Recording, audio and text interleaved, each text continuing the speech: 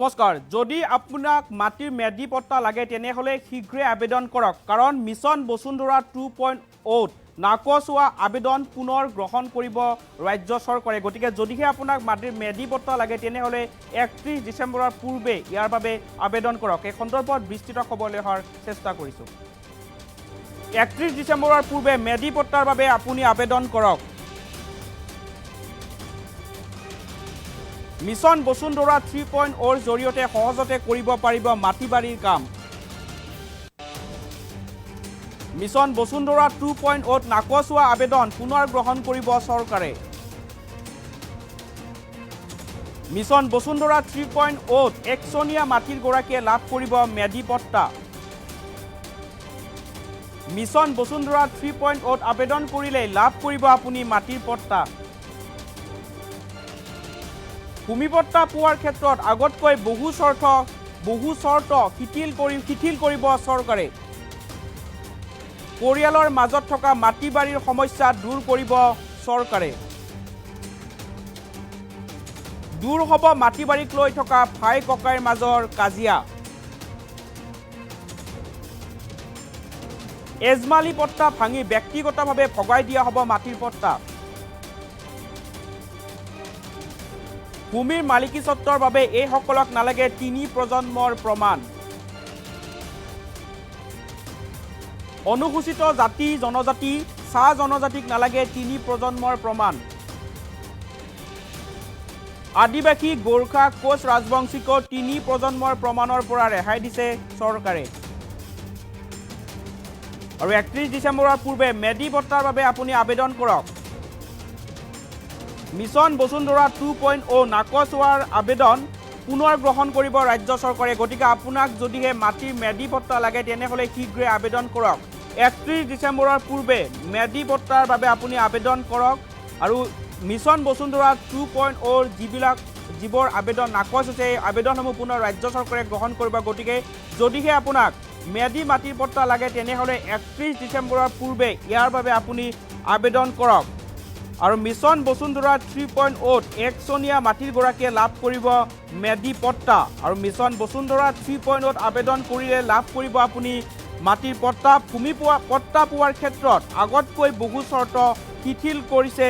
বা কৰিব চৰকাৰে আৰু ইয়াৰ পিছতে পৰিয়ালৰ মাজত থকা মাটিবাৰীৰ সমস্যাও দূৰ কৰিব চৰকাৰে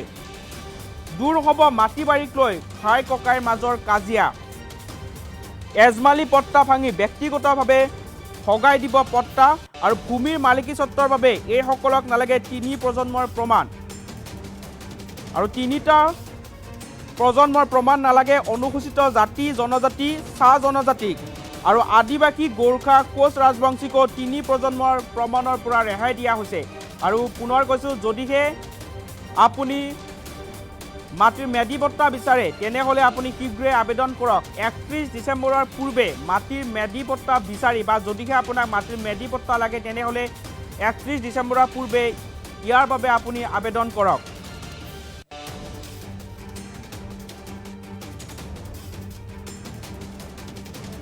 আৰু শীঘ্ৰে আপুনি আপোনাৰ মেডি পট্টা বিচাৰি আপুনি আবেদন কৰক 31 ডিসেম্বৰৰ পূৰ্বে আপুনি আপোনাৰ মেডি পট্টাৰ বাবে আবেদন কৰিব পাৰিব আৰু মুখ্যমন্ত্ৰী ডক্টৰ হিমন্ত বিশ্ব শৰ্মাই ইয়াকে লৈ বা মিছন বসুন্ধৰা 3.0 লৈ কি মন্তব্য কৰিছিল এই মন্তব্য আমি আপোনালোকক শুনাব লৈছো বসুন্ধৰাৰ দুটা সংস্কৰণে আমাক বহুত সকাহ দিলে এতিয়া তৃতীয় সংস্কৰণৰ কাম আমি হাতত লৈছো সাধাৰণতে মিছন বসুন্ধৰা খিলঞ্জীয়া আৰু থলুৱা লোকৰ বাবে আমি মিছন বসুন্ধৰাৰ সময়ত এটা সিদ্ধান্ত লৈছিলোঁ যে অনুসূচিত জাতি অনুসূচিত জনজাতিৰ লোকে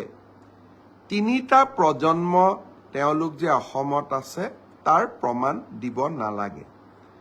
মিছন বসুন্ধৰা 2ৰ পিছত গোৰ্খা লোকসকলে মোক আহি স্মাৰক পত্ৰ দিছিলে যে আমি গোচৰণীয়া পথাৰত থাকিছিলোঁ গ্ৰেজিং ফিল্ডত থাকিছিলোঁ পুৰণা কাগজ পত্ৰ 51 চনৰ কাগজ পত্ৰ বিচাৰোতে আমাৰ অসুবিধা হয় গতিকে আমাক এই তিনিটা প্ৰজন্মৰ নথি পত্ৰৰ ব্যৱস্থাটোৰ পৰা ৰেহাই দিয়ক। আমি ৰেহাই দিছিলোঁ। তাৰ পিছত আমাৰ নাম যেনেকৈ লিখিছিল আমাৰ নামবোৰ তেনেকৈ আছে। আমি 51 চনৰ পৰা ধাৰাবাহিকভাৱে আছো, কিন্তু আমাৰ নাম, আমাৰ ব্যৱস্থা, আমাৰ নথি পত্ৰ বাগিচাৰ কৰ্তৃপক্ষই যেনেকৈ ৰাখিছে তেনেকেই আছে। উচ্চতম ন্যায়ালয়ে NRCৰ সময়ত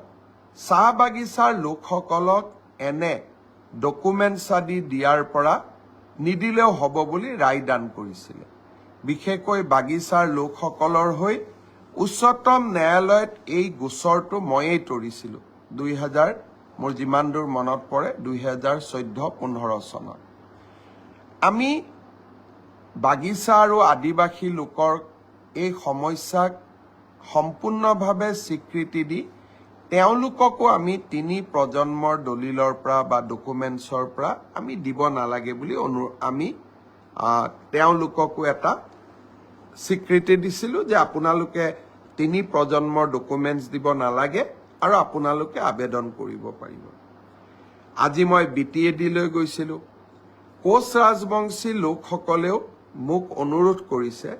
যে আমিও যিহেতু অসমৰ ভূমিপুত্ৰ, আমিও 3টা প্ৰজন্মৰ কাগজ নিদিলে হ'ব নেকি? আমাৰ তাতো কোনো আপত্তি নাই। উপনিৰ্বাচন শেষ হোৱাৰ লগে লগে আমি কোচ ৰাজবংশী লোকসকলক এই ব্যৱস্থাৰ পৰা ৰেহাই দি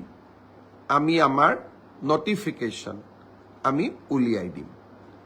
মৰাণ মটক সমাজৰো 2-এজন লোকে মোলৈ হোৱাটছআপ পঠিয়াইছে যে দাদা আমাৰ ক্ষেত্ৰতো এই ব্যৱস্থা হ'ব পাৰে নেকি? নিশ্চয় আপোনালোকৰ ক্ষেত্ৰতো এই ব্যৱস্থা আমি হাতত ল'ম। আৰু যদি অসমৰ কোনোবা ব্যক্তি, জাতি, জনগোষ্ঠীয়ে এনেকুৱা ৰিলেক্সেশ্যন যদি বিচাৰে আপোনালোকে আমাক জনাব পাৰিব। আমি কোচ ৰাজবংশী, মৰাণ, মটক, গোৰ্খা, চাহ জনগোষ্ঠী, আদিবাসীসকলৰ ধৰণে আপোনালোককো যদি ৰেহাইৰ প্ৰয়োজন হয় আমি ৰেহাই কৰি দিম। আমাৰ কোনো সমস্যা নাই।